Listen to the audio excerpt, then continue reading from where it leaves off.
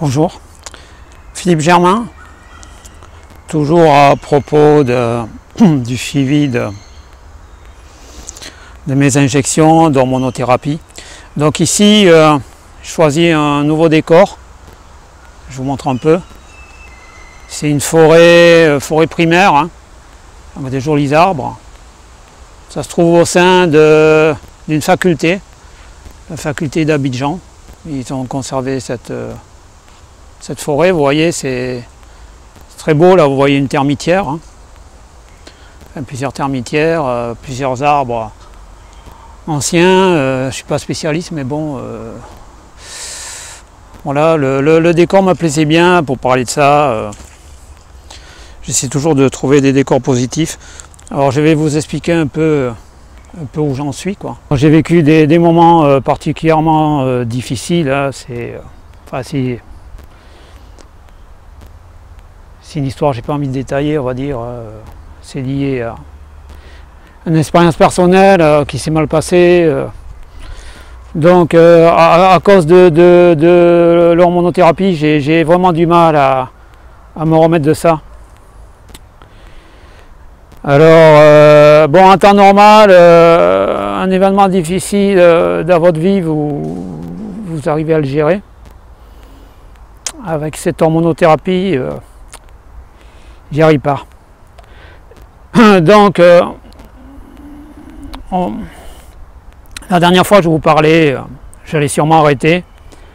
C'est clair, je vais pas dépasser 18 séances. Je peux pas. D'ici 3-4 jours, je fais ma 12e. D'accord? Donc il m'en restera 6 après. J'ai l'impression je vais déjà expliquer tout ça, j'ai l'impression de faire un ultra trail. Ça finit jamais. J'en peux plus. J'en peux plus. Et là, ça fait 1 an qu'on m'a annoncé que j'avais le cancer, quoi. Et tout est dur à gérer, en fait. En plus, à Abidjan, bon, c'est un peu comme partout, on vous bourre la tête avec le coronavirus. J'ai fait quelques recherches, vous avez 160 fois plus de chances de mourir du cancer que du coronavirus. Hein. 160 fois plus de chances. En 2018, il y a eu 8 millions de morts à cause de cancer. Bon, ramenez-le à 60 000 morts coronavirus. C'est bon, c'est rien, quoi. C'est pour ça que moi, personnellement, comme j'ai tiré la mauvaise carte, la loi des probabilités dit que je ne peux plus en tirer de mauvaises, donc je ne porte pas de masque et tous ces trucs-là, je m'en fous. Oui, je tiens à remercier, j'ai 52 abonnés maintenant, donc pas mal qui ont le cancer, qui me suivent. Alors, je vous dis tout en direct, hein, comme d'habitude, je vous livre mes émotions, mon ressenti. Alors, il faut savoir que l'hormonothérapie, je ne sais pas si c'est pareil avec tous les produits, mais l'énantone, ça enlève les inhibitions suicidaires, on va dire. C'est-à-dire en temps normal, vous êtes protégé. Je ne sais pas, vous montez au sommet d'un immeuble, vous regardez en bas, vous avez le vertige, hein, en temps normal. Avec l'énantone, vous l'avez beaucoup moins et vous n'avez plus de frein. Vous avez l'impression qu'il n'y a rien qui peut vous arrêter, quoi. Donc c'est assez destructeur. Et j'ai fait le deuil de retrouver celui que j'étais avant. Je crois que c'est fini, quoi. Donc vous le voyez, l'énantone, enfin l'hormonothérapie, ça rend dépressif. Très dépressif. Pour peu que vous ayez un événement dans votre vie privée qui vous perturbe, c'est très dur. En plus, il y a une semaine de ça, je me suis levé dans la nuit pour aller aux toilettes. Hein. En sortant, je me suis évanoui, quoi. J'étais par terre. Ma femme m'a retrouvé en train d'agoniser sur le sol, quoi. Donc, ils se sont mis à plusieurs, ils m'ont ramené à l'hôpital. Et j'ai découvert que j'avais le paludisme. Dans 2 jours, totalement HS, à récupérer, quoi. Donc c'était dur. Après, il faut expliquer aussi que je me suis un peu trop écarté de mes modèles. Je crois qu'il faut rester l'esprit militaire, quoi. Ne pas s'écarter, rester concentré.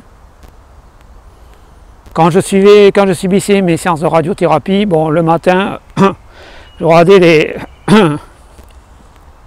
les vidéos de Jacques Zeller. Et l'après-midi, c'était Daenerys Targaryen, quoi. J'ai passé ça en boucle, là.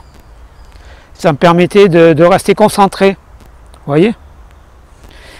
Là, j'ai arrêté et je suis parti un peu trop dans n'importe quoi. Alors, je voulais faire une vidéo aussi, c'est un peu le but, là. C'est suivi d'hormonothérapie qui vous détruit la tête. Et puis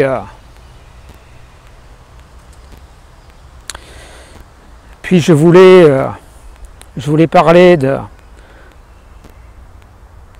comment communiquer avec quelqu'un qui a le cancer. Parce que les gens font tout et n'importe quoi. Pour vous donner un exemple, la plupart des gens qui me suivaient m'ont carrément laissé tomber, quoi.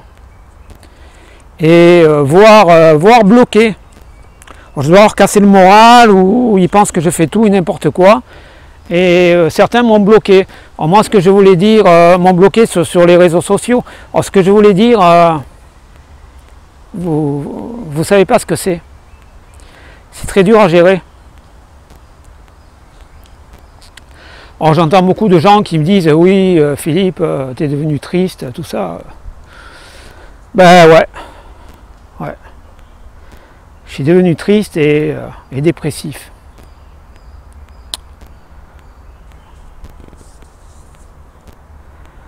Alors bon, j'ai fait quelques séances avec un psychologue, hein, enfin une psychologue. Ça m'a un peu aidé. Là, je vais prendre rendez-vous avec un psychiatre spécialisé chez les gens qui ont le cancer. J'arrive pas à m'en remettre. J'ai des hauts, j'ai des bas. J'ai beaucoup de bas en ce moment. Puis l'hormonothérapie, celle que je suis, agit au niveau de l'hypophyse, quoi. Et je crois que les gens sont le résultat des hormones. Quand vous n'avez plus d'hormones, pratiquement très peu. Vous partez dans tous les sens, quoi. Alors c'est dur, c'est très dur. Je fais pas cette vidéo pour décourager les gens, hein. C'est pour vous montrer que, bon, après 12 mois, et malgré les événements qui me sont tombés dessus, plus le palu, je suis toujours là. Ben donc, si je le fais, vous pouvez le faire, hein. C'est un peu un message que je donne, quoi. Je suis tombé en plus sur des personnes... vous savez, il y a des personnes qui sont toxiques, quoi. Qui sentent dans quel état de faiblesse vous êtes. Mon t-shirt est mouillé, hein, il fait chaud. Des personnes qui sentent dans quel état de faiblesse vous êtes. Et qui sont sans pitié, quoi. Qui vous calculent pas, qui vous détruisent, hein.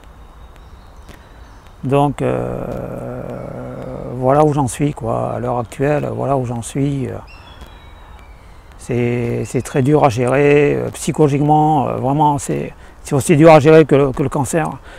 C'est un peu comme si on m'avait annoncé que j'ai un cancer, alors qu'il y a un an j'avais déjà un cancer. C'est comme si je gérais 2 cancers, plus le palu. Donc maintenant j'ai décidé de me ressourcer, donc je vais la gérer à la mode militaire comme avant, hein. Je vais reprendre mes modèles, hein, Daenerys Targaryen et puis Jacques Zeller.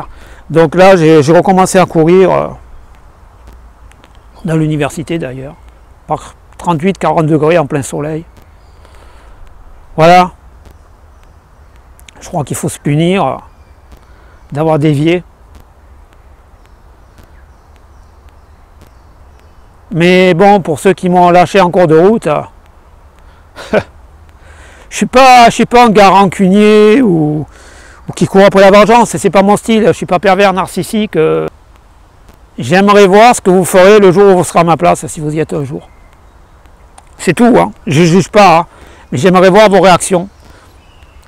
Bon, parce que certains trouvent que j'ai eu des réactions un peu bizarres, un peu déconnectées de toute logique. Subissez l'hormonothérapie pendant 1 an et vous viendrez me parler. Voilà. Donc, pour revenir, comment s'adresser aux gens qui ont le cancer, la première chose, c'est de ne pas les laisser tomber. Surtout, de ne pas les juger. Parce qu'il peut y avoir des réactions bizarres. Surtout après des traitements lourds. Il peut avoir tendance à devenir suicidaire. C'est normal, hein. Mais laissez pas tomber, quoi. C'est pas correct. Surtout que leur faculté de jugement est altérée. Ils sont plus comme avant. Ils voient plus les choses de la même façon. Vous vous dites, j'ai une épée de Damoclès au-dessus de la tête, il me reste quelques années à vivre. Donc, vous prenez ce qu'on vous donne, hein. Vous réfléchissez pas. Vous prenez ce qu'on vous donne, vous réfléchissez pas. Voilà, moi j'ai quand même la chance d'être à Abidjan, il fait très chaud. Hein. Il fait toujours chaud. Et les gens sont hyper gentils, quoi. Les gens sont hyper gentils, hyper agréables. Le cadre est beau. Moi, je me plais bien ici. Honnêtement, j'ai même pas envie de retourner en France. Hein, ça me manque pas. Je suis bien ici. J'ai trouvé mes repères. J'ai refait un peu ma vie, quoi. J'ai pas envie de partir. Donc, considérer que les gens qui ont le cancer, c'est un peu... voyez-les comme des héros de guerre, hein. C'est un peu ça en fait, hein. Ce sont des héros de guerre. Hein. Moi je vous l'ai dit, quand j'allais à radiothérapie, je voyais les gens, bon... c'est admiratif, quoi. Admiratif.